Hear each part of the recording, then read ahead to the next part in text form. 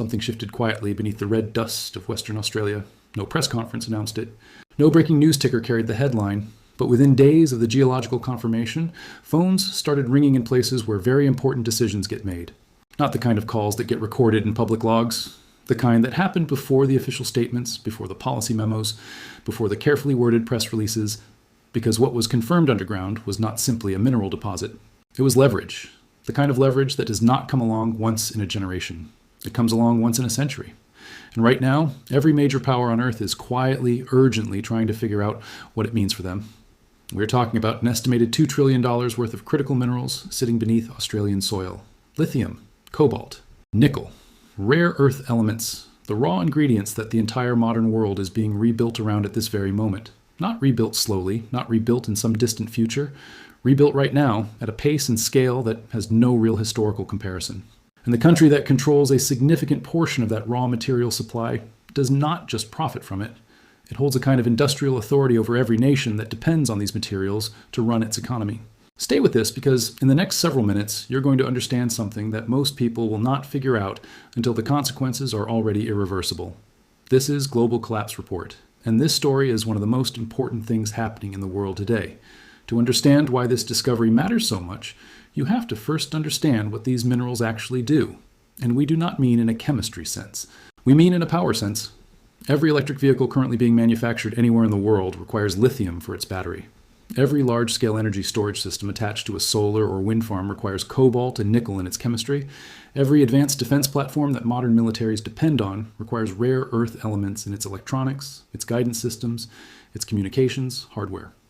These materials are not optional components that engineers might someday find substitutes for. They are the structural foundation of the modern industrial world right now, today. And the global supply of processed, refined, market-ready versions of these materials is severely insufficient for what the world has already committed to building. That gap between supply and demand is the real story here, not the discovery itself. The discovery matters because it potentially closes a gap that has been making governments extremely nervous for years. Australia, sitting inside Western military and intelligence alliances, operating under stable democratic institutions, with transparent legal frameworks and enforceable contracts, represents something that no spreadsheet can fully capture. It represents reliability. And in a world where the most critical materials have been flowing through supply chains with significant concentration risk, reliability is worth more than any price per ton calculation. Here is what makes this moment different from Australia's previous resource booms, and this distinction is critical. In earlier cycles, Australia extracted raw material, loaded it onto ships, and watched the value-added work happen somewhere else. The iron ore left Australia as rock. It returned to global markets as steel, manufactured in countries that captured the industrial profit, built the skilled workforce, and developed the long-term manufacturing capacity. Australia received royalties and some employment. The deep economic benefit accumulated elsewhere. That model is now being explicitly and deliberately rejected by the Australian government in its approach to critical minerals. Processing facilities are being funded domestically. Refinery construction is being subsidized at a scale not seen in Australian industrial policy for decades. Conditions attached to mining approvals require that value be added on Australian soil before materials are exported. The policy intent is clear. Australia wants to be a node in the global battery and energy supply chain, not just a raw material source feeding someone else's node. If that strategy executes successfully, the economic consequences compound. Infrastructure built for mineral processing becomes the foundation for advanced manufacturing. A skilled technical workforce trained in refinery operations becomes the base for broader industrial capacity. The economic benefit does not disappear when commodity prices shift. It persists and builds on itself. The difference between selling raw lithium ore and selling refined battery-grade lithium carbonate is not incremental. It is transformational in terms of the value that stays inside the country's economy.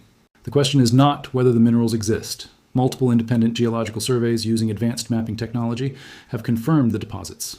The question is whether the processing strategy can be executed at the speed the global market urgently requires. And that question does not yet have a guaranteed answer. Industrial policy at this scale is genuinely difficult. The timelines being discussed are aggressive. But the financial commitment is real, and the pressure from allied nations who need processed supply, not raw ore, is unlike anything Australia has faced before. Now comes the part of this story that most coverage glosses over.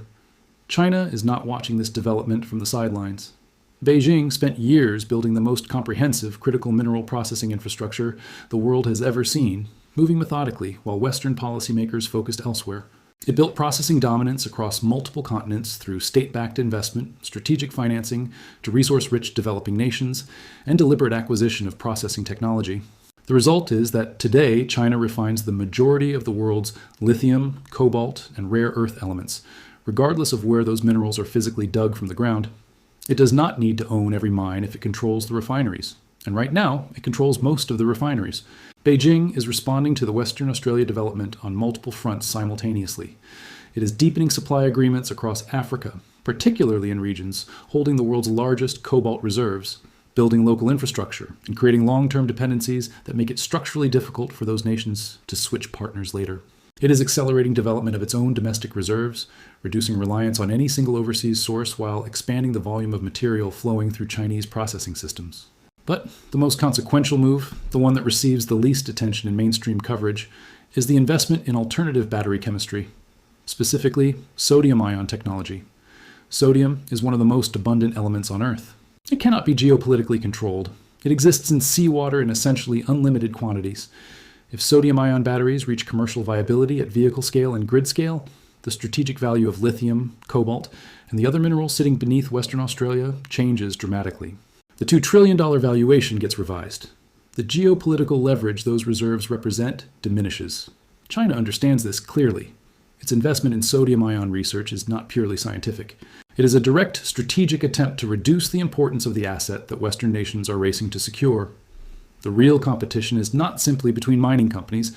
It is between Western processing speed and Chinese battery chemistry advancement. Whoever wins that race shapes the next 2 decades of global industrial and military power.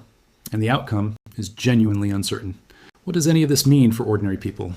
More than most realize, and sooner than most expect.